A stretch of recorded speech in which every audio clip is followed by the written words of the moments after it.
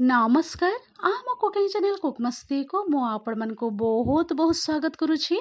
आज मु आपण मन को पई नै कि आसी बहुत ही सहज उपाय रे आ सुवादिया गोटा पटल भजार रेसिपी। आपण माने भी ए रेसिपी टी को एई प्रोसेस रे तैयारी करी कि गरमा गरम पखाळ हो कि भात सहित आपण माने एन्जॉय करि परिबे।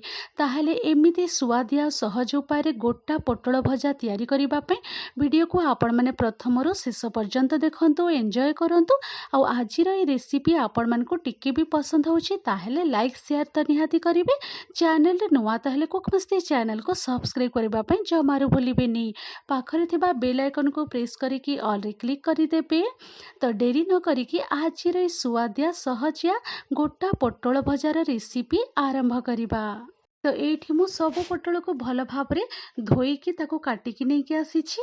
आ एठी मु गोटे पटल को आपण मान को देखै दउछि। एमिति पटलर तार दी पार्ट को भल भाबरे टिके काटी देबे। काटी दे सारिला परे छुरी सहायरे पटलर ऊपर पार्ट को एमती छुरी सहायरे टिके कोरी देबे।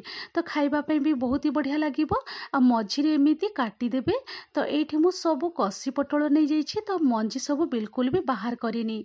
जदि टिके मंजी सब बड़ बड़ रही जाय थाए पटल रे आपण मानकर ताहेले टिके आपण माने मंजीटा काढी देबे।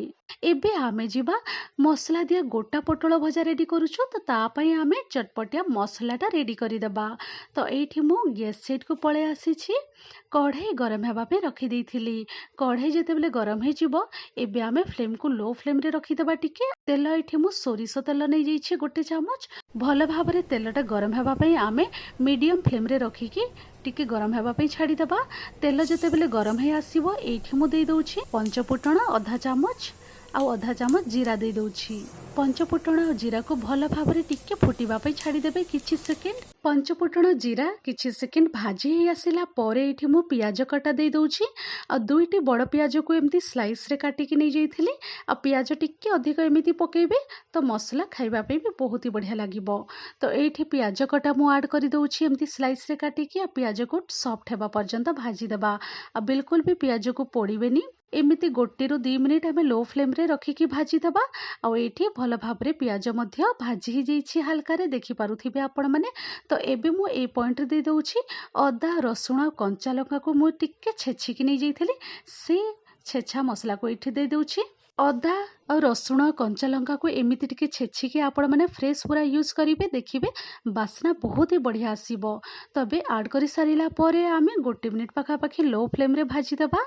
ए सब जिनस टिके भल भाबरे भाजी हे आसिला परे एठी आमे कटा टमाटो ऐड करि देबा। आ एठी बड़ साइज रे गोटे टमाटो को एमती छोट छोट काटिकी मु देइ दउछि। टमाटो दे सारिला परे टिके भल भाबरे एमती मिसै देबा।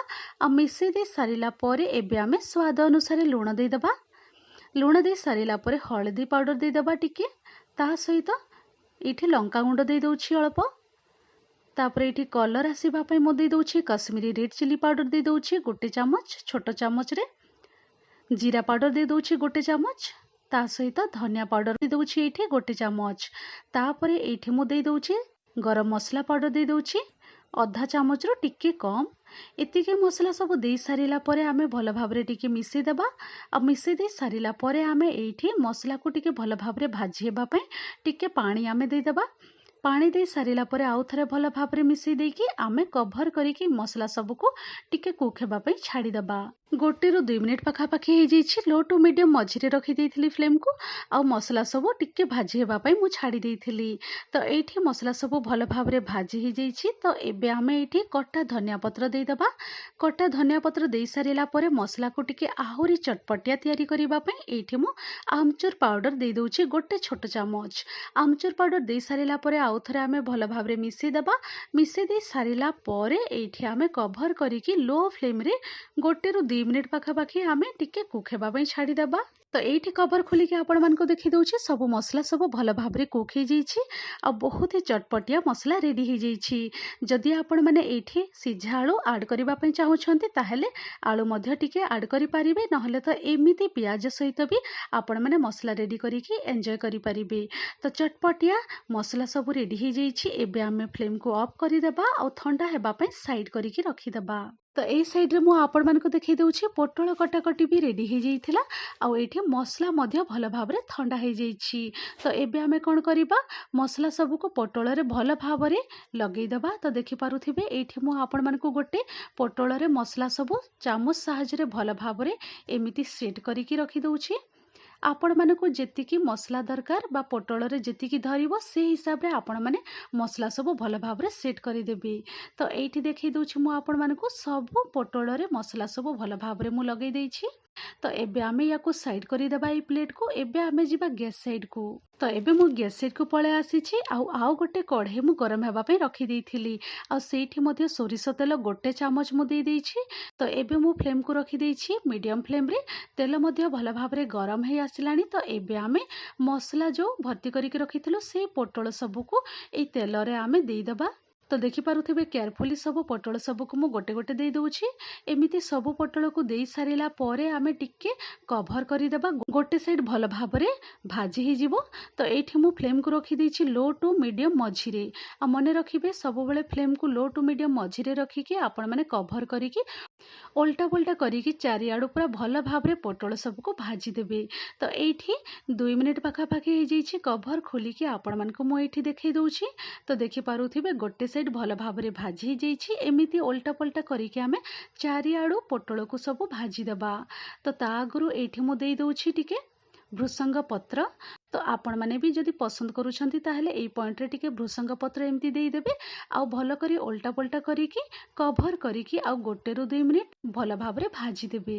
तो ये आउ 2 मिनिट पाखापाखि हो जाइए आपण मानक कभर खोलिकी देखै दउछि। आ एठी सब पोटल सब पूरा बहुत भल भाव में भाजी हो जाइछि। देखि पारुथिबे आपण माने बहुत ही स्वादिया देखा जाउछि। तो गोटे बैच एठी पोटल सब भाजी के मु रेडी करि देइछि। आ पूरा चटपटिया पोटल भजा गोटा पोटल मसला भजा रेडी हो जाइछि। आपण माने भी एमिति सहज उपाय रे स्वादिया गोटा पोटल मसला भजा रेडी करिकी पखाळ हो कि गरम भात सहित आपण माने एंजॉय करि परिबे। बहुत ही बढ़िया लागिबो खाइबा पे। थरे आपण माने एई प्रोसेस रे तयारी करिकी टेस्ट करंतु देखिबे निहाती भाव रे पसंद हेबो। आज रे पोटल भजार रेसिपी आपण मानको टिके भी जदि पसंद हेले लाइक शेयर निहाती करिबे। चैनल रे नुमा ताले कुक मस्ती चैनल को सब्सक्राइब करबा पई जमारू भूलिबेनी। पाखरे थिबा बेल आइकन को प्रेस करके ऑल रे क्लिक करि देबे। वीडियो को प्रथम रु शेष पर्यंत देखि बहुत बहुत धन्यवाद दउछि। ताहले आपण माने भी एई पोटल भजा को तयारी करंतु गरमा गरम एंजॉय करंतु। मु रहूछि पुणी एमती इजी स्वादिया टेस्टी रेसिपी नै कि आपण मानक पाखको पुणी थरे मु फेरिबी गोटे नुआ रेसिपी सहित। तो मु रहूछि। Thanks for watching. Bye bye take care.